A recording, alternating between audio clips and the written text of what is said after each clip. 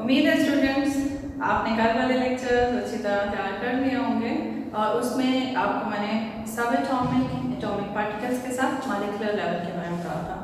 अगर आप देखें तो हम छोटे यूनिट से आगे की तरफ बढ़ते चले जा रहे हैं और इसी तरतीब के साथ हम जो है वो फर्दर इसकी कॉम्प्लिकेशन को देखते चले जाएंगे।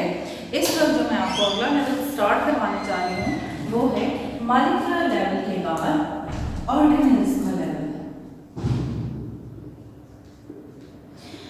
ऑर्गेनिल के बाद इसके साथ हम दूसरा लेवल जो स्टडी करेंगे वो है सेलुलर लेवल, ठीक है, यानी सेल के बाद हम स्टडी करेंगे।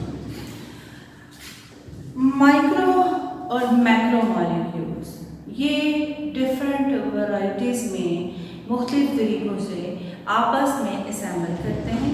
जब ये असेंबल हो जाते हैं तो फिर ये ऑर्गेनिल्स बनाते हैं। अगर मैं आपको ऑर्गेनिल्स के बारे में एक सिंपल सी एक बात इस तरह से बताऊं कि ये एक इंस्टीट्यूशन है। अगर इस इंस्टीट्यूशन में आप देखें तो सारी जॉब्स जो हैं वो परफॉर्म करने के लिए एक ही बंदा मौजूद नहीं है। अब वो जो काम है उनको डिवाइड कर दिया, ठीक है। इसको क्या कहते हैं, इसको फर्दर हम देखेंगे। फिलहाल एक छोटी सी बात बताता हूँ। तो ये सेल जो है, सेल को हम इस तरह से डिफाइन करते हैं कि सेल जो है it is a basic unit of structure and function, ठीक है। और मैंने आपको ये भी बताया था पहले वाले लेक्चर में कि जो लिविंग ऑर्गेनिज्म है उनकी ये खास कैरेक्टर होता है कि उनकी बॉडी एक या उससे ज़्यादा जो है वो सेल्स पर मुश्तमिल होती है। तो सेल क्या है, बेसिक यूनिट है स्ट्रक्चर या फंक्शन का। इसको हम डिवाइड कर देते हैं दो तरह के लेवल्स पे। एक को हम कहते हैं प्रोकैरियोटिक सेल्स और दूसरे को हम कहते हैं यूकैरियोटिक सेल्स, ठीक है। प्रो का मतलब होता है बिफोर, कैरियोटिक की टर्म निकली है कैरियन से। कैरियन का मतलब होता है न्यूक्लियस, यानी कि बिफोर अ न्यूक्लियस। इसका मतलब क्या हुआ, इसका मतलब ये हुआ कि साइंसदान ये कहते हैं कि जो जानदार बने थे तो उसमें कुछ बैक्टीरिया लाइक ऑर्गेनिजम्स बने थे। ये जो थे बैक्टीरिया, इनके अंदर न्यूक्लियस नहीं था। न्यूक्लियस का मतलब ये ना समझिएगा कि इनके अंदर जो है वो जेनेटिक मटेरियल नहीं होता। एक्चुअली इनके अंदर जेनेटिक मटेरियल होता है लेकिन वो डायरेक्टली साइटोप्लाज्म के अंदर मौजूद होता है और जो न्यूक्लियस की एक बाउंड्री होती है जो उसको बंद करके रखती है मटेरियल को, वो नहीं मौजूद होती है। इसलिए इनका जो जेनेटिक मटेरियल होता है वो डायरेक्टली जो सबमर्ज्ड होता है, डूबा हुआ होता है, वो किसके अंदर, साइटोप्लाज्म के अंदर होता है। अब आते हैं यूकैरियोट की तरफ। एक ऐसा सेल ट्रू, यानी यू का मतलब होता है ट्रू, कैरियन का मतलब है यहाँ पे हम किसका लेते हैं, न्यूक्लियस से। तो ट्रू न्यूक्लियस, ट्रू न्यूक्लियस का मतलब क्या है कि एक ऐसा सेल, ठीक है, ये एक सेल है, इसके अंदर अगर ये न्यूक्लियर एनवेलप मौजूद है तो फिर हम इसको क्या कहते हैं, यूकैरियोटिक सेल।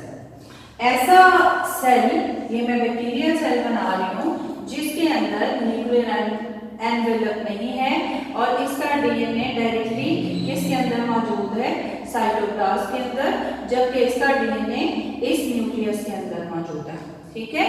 तो अब आपको समझ आ जानी चाहिए कि प्रोकैरियोटिक और यूकैरियोटिक सेल में क्या डिफरेंस है। पढ़ाने का मकसद ये है कि हमें ये पता चले कि सेल क्या है। सेल क्या हुआ, सेल जो है बेसिक यूनिट है लाइफ का। तो स्ट्रक्चर और फंक्शन जो है, या चाहे वो एक सेल से जानदार बने हैं चाहे ज्यादा से बने हैं, उनके लिए बेसिक यूनिट क्या है, वो सेल ही है, ठीक है।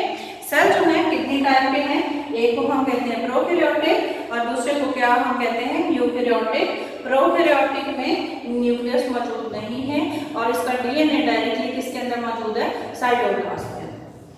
यूकैरियोटिक सेल के अंदर जो न्यूक्लियस होता है उसके बाहर एक एनवेलप यानी कि डीएनए जो है उस न्यूक्लियर एनवेलप के अंदर मौजूद है। अब बात करते हैं, मैंने ये बात क्यों आपको बताई है। मेरा कहने का मतलब ये था कि चाहे वो यूकैरियोटिक सेल है चाहे वो प्रोकैरियोटिक सेल है, दोनों के अंदर अगर देखा जाए तो सेल एज ए होल, जैसे अभी मैंने आपको एग्जांपल दी कि ये इस इंस्टीट्यूशन में एक बंदा सारे काम नहीं करता, तो अगर आप ये कहें कि सेल जो है वो सारे काम खुद ही परफॉर्म कर रहा है, वो प्रोटीन भी बना रहा है, वो एनर्जी भी प्रोड्यूस कर रहा है, वो सारे काम कर रहा है, तो नॉट एट ऑल। उसने क्या किया हुआ है कि वो सारे काम उसने खुद उसको एकम्प्लिश करने के लिए या मुकम्मल करने के लिए उसने टास्क असाइन कर दी है दूसरे स्ट्रक्चर को, उनको हम ऑर्गेनेल्स कहते हैं। ऑर्गेनेल्स के लिए हम दूसरी टर्म इस्तेमाल करते हैं, हम कहते हैं सब सेलुलर पार्टिकल्स। ठीक है, तो हम ऑर्गेनेल्स को फिर क्या बात करेंगे, इसको डिफाइन कैसे करेंगे। The cell contain number of smaller जो माइक्रो एंड, या आपको सादे तरीके से पहले बताती हूँ कि different micro and macro molecules they unite in different ways and they form organelles. Organelles जो हैं they accomplish work for the cell, ठीक है, जिसकी वजह से फिर सेल अपने काम जो है वो टास्क आराम से परफॉर्म करता है। अब एग्जांपल्स इनकी कंसिडर करते हैं ऑर्गेनेल्स की। आपने माइटोकॉन्ड्रिया का नाम सुना होगा। माइटोकॉन्ड्रिया आमतौर पे क्या है, पावर हाउसेज हैं। इसका मतलब ये हुआ कि ये क्या प्रोड्यूस करेंगे सेल के लिए, एनर्जी। इसी तरह से आपने राइबोसोम का नाम सुना होगा। तो राइबोसोम्स क्या है, ये क्या करते हैं, सेल के लिए प्रोटीन्स बनाते हैं। क्लोरोप्लास्ट का नाम सुना हुआ है, ऑलरेडी पढ़ भी चुके आप। क्लोरोप्लास्ट क्या करते हैं, फूड बनाते हैं, ठीक है। सिमिलरली एंडोप्लाज्मिक रेटिकुलम,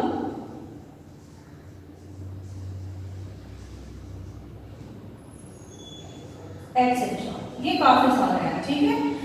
तो सब सेलुलर पार्टिकल्स कौन से हैं, माइटोकॉन्ड्रिया, गोल्गी अपैरेटस भी है, सिक्रीशन प्रोड्यूस करता है, राइबोसोम्स है, एंडोप्लाज्मिक रेटिकुलम है, न्यूक्लियस जो मैंने यहाँ पर बनाया था, न्यूक्लियस भी सेलुलर ऑर्गन ही है। अब आते हैं, इसमें हम बात करते हैं डिवीजन ऑफ लेबर की।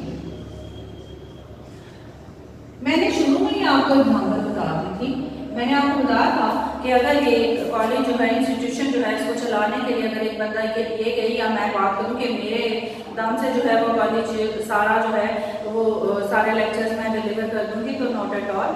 मैं ना क्लरिकल काम मैं कर सकती हूँ, ना बाकी प्रिंसिपल की जॉब वो खुद परफॉर्म कर रहे हैं। इसी तरह से ये सारे जो सेलुलर ऑर्गेनेल्स हैं, अगर इनको देखा जाए तो इन्होंने अपने अपने टास्क खुद परफॉर्म करने होते हैं।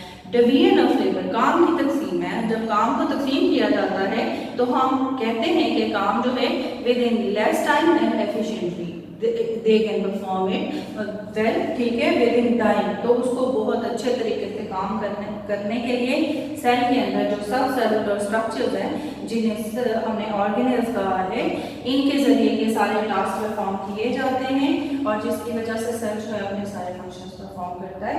मैंने आपको दो सेल्स बताए थे, प्रोकैरियोटिक और यूकैरियोटिक। प्रोकैरियोटिक में चूंकि न्यूक्लियस नहीं है, इसलिए इनमें नंबर ऑफ ऑर्गेनेल्स बहुत कम होता है। इसमें जितने मेम्ब्रेन बाउंड स्ट्रक्चर हैं सिवाय इसके, ये क्लोरोप्लास्ट, माइटोकॉन्ड्रिया, एंडोप्लाज्मिक रेटिकुलम, ये इसमें मौजूद नहीं होंगे, ठीक है। और जो यूकैरियोटिक सेल है, चूंकि ये ज़रा एडवांस किस्म के सेल है, इसमें नंबर ऑफ ऑर्गेनेल्स ज़्यादा होते हैं और जितने मेम्ब्रेन बाउंड ऑर्गेनेल्स हैं वो इसमें मौजूद होते हैं। लास्ट टॉपिक आपको मैं पढ़ाऊंगी इस वक्त, वो है टिश्यू लेवल, ठीक है।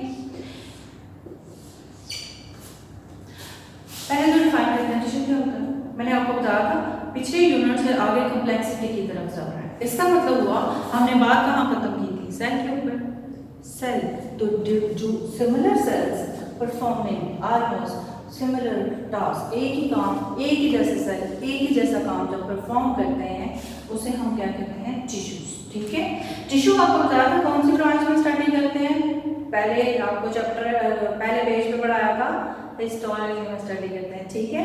तो हिस्टोलॉजी में टिश्यूज, तो टिश्यू जो है, टिश्यू लेवल, तो डिफरेंट, तो similar sales performing similar functions हमने क्या कहते हैं, टिश्यूज।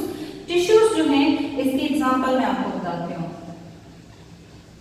ग्लैंडुलर सेल्स, ये एनिमल्स की बात कर रही हूँ सर, ठीक है, एनिमल्स की। ग्लैंडुलर सेल्स और दूसरे muscular cells, sorry glandular tissue की बात करें तो टिश्यू की बात कर सकते हैं, glandular tissue and muscular tissue, ठीक है। दो एग्जांपल फिर दे देती हूँ। ग्लैंडुलर टिश्यू क्या है, ग्लैंड्स क्या है।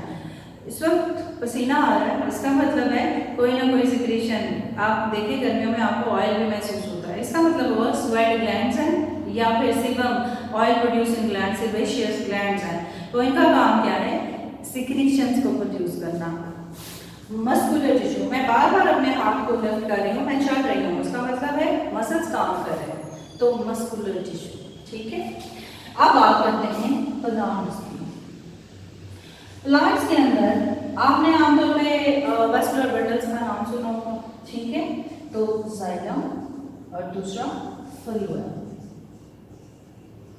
जाइलम का काम क्या है, जाइलम पौधे के लिए जमीन से न्यूट्रिएंट्स को लेता है पानी के साथ और उसको एरियल पार्ट, जो हवा में पार्ट्स हैं, स्टेम है, लीव्स है, ऊपर रिप्रोडक्टिव पार्ट्स हैं, उन सब को जो है वो मिनरल्स प्रोवाइड करता है। आप पौधों को पानी जमीन में ही देते हैं, ठीक है। दूसरा जो अभी मैंने टिश्यू बताया वो कौन सा है, फ्लोएम।